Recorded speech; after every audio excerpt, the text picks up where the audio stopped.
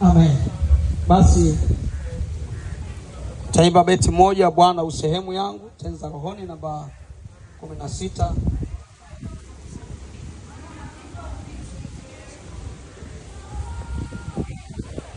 Bwana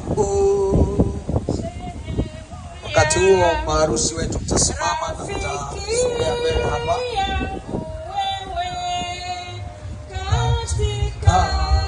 Safari yangu tatembea na wewe, pamoja na wewe, pamoja na wewe, katika safari yangu tatembea na